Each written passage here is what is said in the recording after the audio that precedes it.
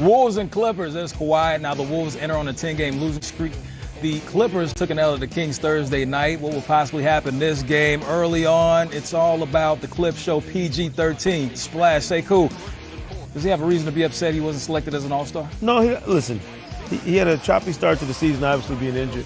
But if I'm Doc Rivers, I'm loving every bit of this. I got all the motivation I need from Paul George. There he is going into the lane. Strong, tell these clowns we not amused. Flex on him. But then Karl Anthony Towns was not selected as an All-Star, back after missing a whole bunch of games. Karan, you like the big man knocking it down from downtown. Yeah, he's able to knock down shots on the perimeter. And look, he should not have been selected as an All-Star either. Not winning, not having the best season, so definitely not. Taking a look at this moment right here, Montrez goes down. It's tough. Lower leg injury. He would exit the game, but he would return. He had 17 and 6 in the game, and his shoe game is always popping. More of the claw.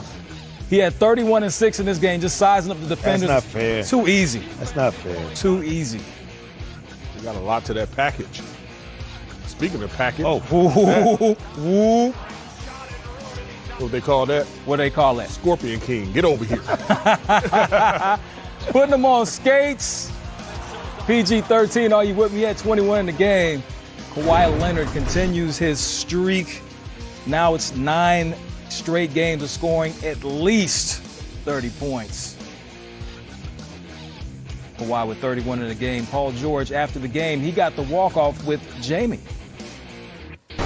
Well, Paul, this is just your second game back after missing 9 games with the hamstring injury. Looked like you knocked the rust off today. A little bit. I was luckily and fortunate. I'm left eye dominant. Had a hard time seeing after the hit. But, you know, it's about just getting rhythm, being on the floor with these guys, and start to roll. What are your takeaways from this win today? We're really good when we're healthy. And, you know, we're finding ways to win when we're not. It's just great. Again, we can log these minutes together, play against, you know, tough opponents and learn how to win.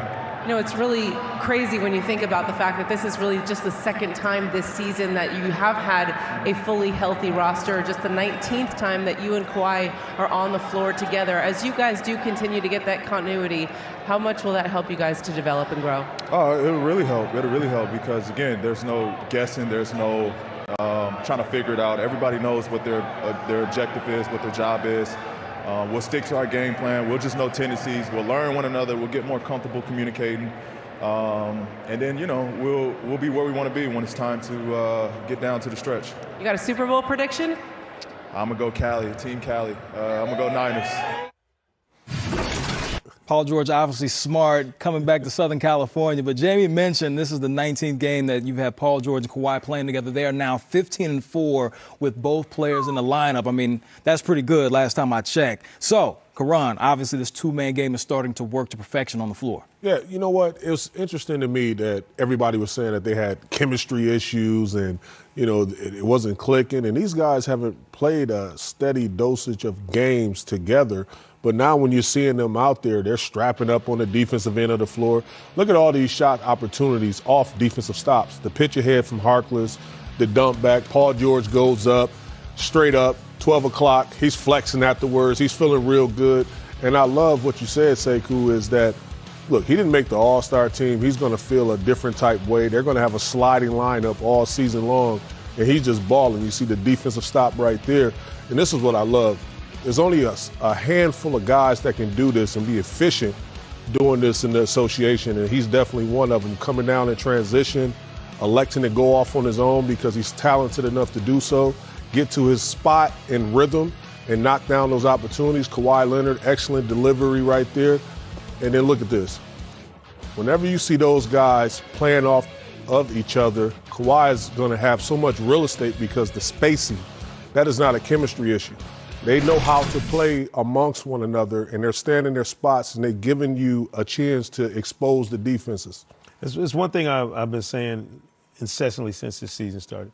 If you look at every team in the league, who has 3 guys who can finish games off the dribble the way Kawhi, Paul George, and Lou Williams can?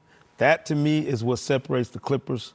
If all things being equal, if you got to go in there and try and beat them, 4 out of 7 times now. You got to try and beat them 4 times in a 2.5-week span, and they can spin the dial and pick who you want to finish this game. Who do you want to have the ball in his hands to finish this game? No other team in the league can roll out that lineup of guys, and that's going to be the thing to me that separates them from the pack when we get to the playoffs. Keep an eye on those 3 guys finishing tight games.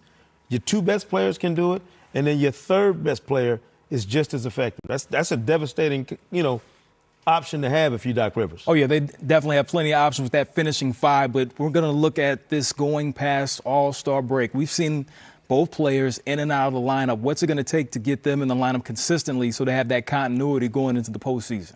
You know what? I don't think Doc Rivers said it's going to be a sliding lineup all season. And what I think he means by that is that, look, you know the recipe for success for Kawhi Leonard. We've seen it, and don't expect that to change. Like, this is what's going to happen. He's not going to be out there all the time. And then other guys are going to elect to rest because he said it in the soundbite, to the late, great Kobe Bryant already. In order to honor him, we need to win a championship. And that's what they're thinking. They're thinking big picture in their mind, and all of them collectively are thinking about making sure that the chemistry is there, making sure that they're playing well together on the defensive end of the floor. And if they do those things, they have a realistic shot. I know injury management is a bad phrase to use around this league right now, but when you get to the playoffs, think about it. You're following the same protocol basically that you did when you use injury management during the regular season. No back-to-backs. You're not dealing with all of the things that you would deal with in a regular season schedule. It actually makes sense, just theoretically, that Kawhi is going to be better suited for postseason action than he is for the regular season based on the schedule alone. I've never looked at it like that. That's why we have Sekou Smith here. His intelligence clearly reigns supreme over nearly everyone. Well, this is what we like to call a promo right here to get you to watch again on Monday night, the 76ers and the Miami Heat, 2 of the best in the East. And then you see the Spurs, and we just talked about the Clippers. Will they be load managing? I don't think so. Check it out right here on NBA TV.